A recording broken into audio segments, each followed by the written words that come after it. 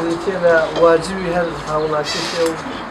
شارە بە تایبەتی و هەموو کوردستانیش بەویشتی چونکە لەو کەسایەتێنەوە یانەیە کە توانوێتی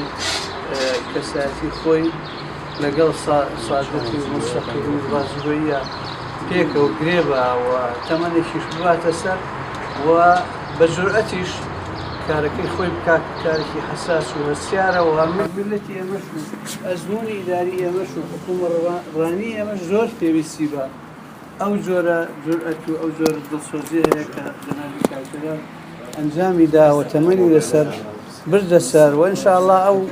جهدانەی ئەو کۆشتانی کە بوویەتی بەرهەمەگرێ وەلەو دواکرد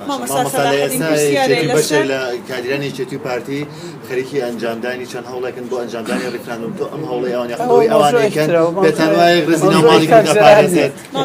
ڕێفراندوم شتێکی باشە بۆ میلەتی ئەمە پێویستە باس هەموو کەس لەگەڵ ڕێفراندوم و لەگەڵ سەربەخۆییە هەموو کوردێک بەڵام ڕەنگە باسی تەوقیت و چۆنیەتی و ئەوانە قسەی لەسەرە ئێستا نزیک لە کۆنگرە ڕۆژنامەوانەکان نزیکە بینەوە لە هەڵبژاردنەکان دیدی ڕوونی یەکگرتووی ئیسلامی بۆ هەڵبژاردنەکان لە کاتی خۆیان یاخوددا دوا بخرێت هەڵبژاردن حتا پێشوەختش شتێکی پێویستە هەڵبژاردن چونکە بۆ حەسمی مشکلات پێویستە بەڵام ئەی بۆچی ئێمە نەتوانین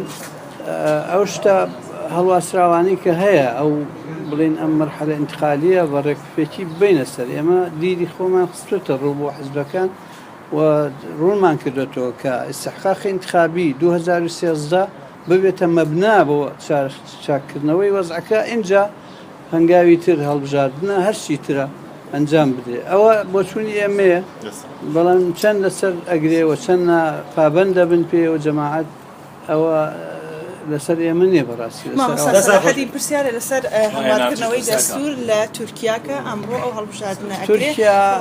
وڵاتێکی ترە خۆیان سربەخۆن ئێمە لە دوورە و سەیری وەزعەکەکەین ئەڵێن خوا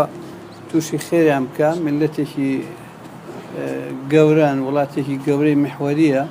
و بەشێکی زۆری گەلی ئێمەش لەوەیە ومێ دەکەین کە تووشی خێر بن